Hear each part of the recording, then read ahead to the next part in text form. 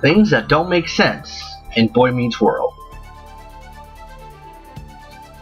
In the opening credits, we see Corey throw a baseball to his father. His dad tosses the baseball up, throws it back to Corey, but it magically becomes a globe.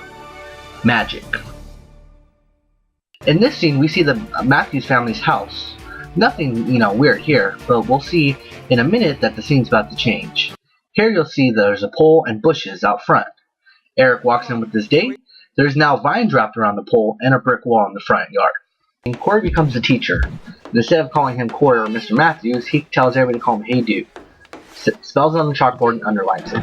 In the next scene, he's talking to Minkus and the underlining on the name is gone. Minkus tells him he's did his homework.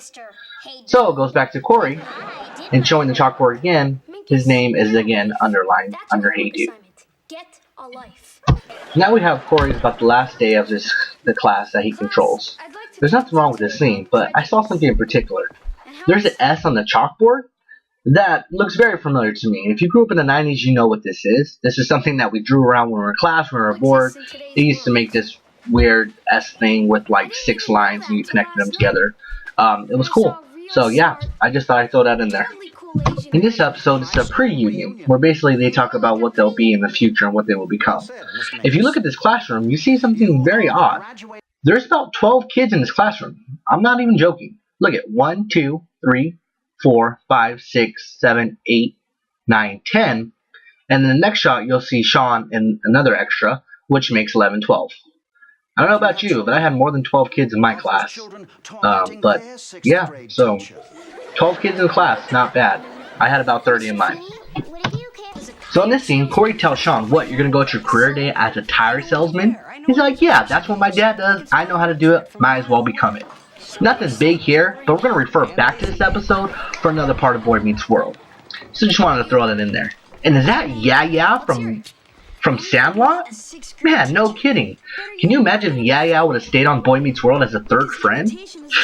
That would have been crazy. They should bring over the whole cast from Sandlot and have the Boy Meets World crossover with the Sandlot.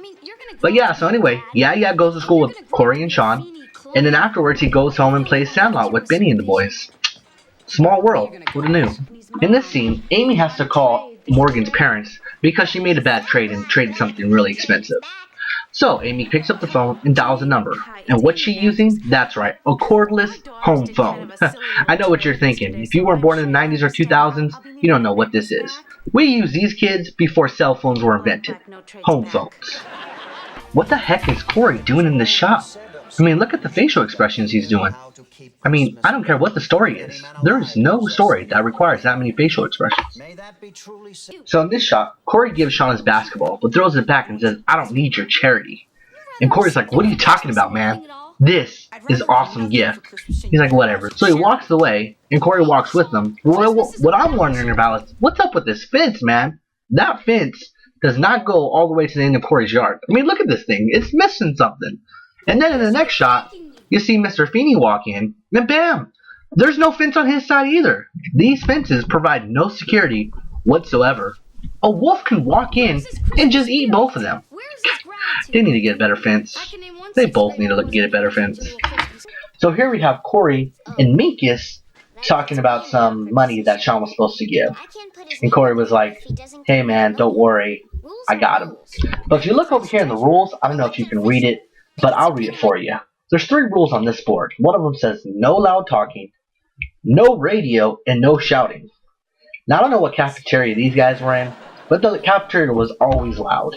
And no radio? I mean, granted, this was the 90s, where people used to, have radios, but I mean, who brings a big radio to school and blares music? I mean, maybe a Walkman, but not a radio. God. There's nothing wrong with this scene. Nothing's missing, nothing like that. But if you look around, you see everybody saying the Pledge of Allegiance. And I was just wondering, like, when did this stop? I remember being a kid in elementary, I used to say it. Middle school, I think we saw it, and in high school, I think we said it once. And then we just stopped. I don't know if that's just what happens as you go through school, elementary, middle, and then high school. But as for me, yeah, it stopped somewhere. So I'd like to know, do they still say the Pledge of Allegiance in school? Or is it kind of just like in the background? So in this scene, once again, Corey and Sean sit down for lunch. But something in particular caught my eye. There's salt and pepper on their table.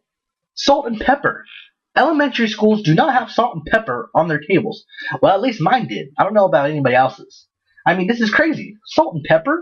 But when you think about it, if you look at other, shots in the show, you see that they had 3 vending machines.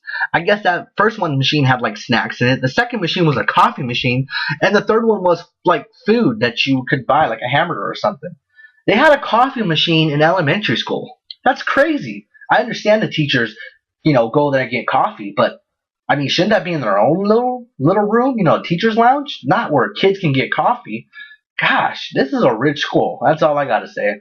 Because we didn't start getting vending machines too. I was in like the 7th grade, and all we had was a soda machine that was like in the locker room, and we had a snack bar, but we didn't have no machines or coffee machines that you get anytime during the day. Talk about a rich school. Now this is the last scene that we're gonna see today in the last episode that I'm showing. What we see is, once again, we are in the cafeteria. And you see this girl walk in, but she's wearing a school uniform. Now I know what you're thinking. Hey, maybe she's just wearing that to school. No, that is a school uniform. You know how I know that? Because we had uniforms that were kind of like that when I was going to school back in elementary. And she's wearing it. And I don't understand why she's the only person in this entire school that's wearing a uniform. I mean, look there's a girl right next to her that she don't have no uniform. There's kids in the back room that don't have a uniform. And Corey and Sean never wear a uniform. And then Topanga walks up and talks to Corey and Sean, and she ain't got no uniform. So I'm just wondering, why is the girl wearing a uniform? Are her parents making her wear this uniform? If they are, man, those are some mean parents. But yeah, so this is a girl that wears a uniform in the school that doesn't require uniforms. Go figure. Well, that's all the mistakes I can find for Boy Meets World, episode 8 through 11 for the first season. Please, if you like this video, please comment, like the video, subscribe to my channel. I'll be doing more of these for the next 4 episodes in the first season, and so on and so forth, until we finish off the whole season, all the way to season 7 in the last episode. So please, like, comment, subscribe, all that good stuff. And let me know what you think. Let me know what I can improve on. Let me know what you liked or what you didn't like. I appreciate you watching my video, and you guys have yourself a wonderful day.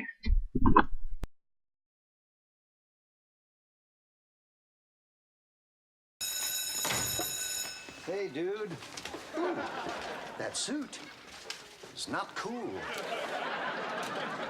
'Cause you're finally gonna nail Topanga for being weird. Do you think it's weird to engage in social protest?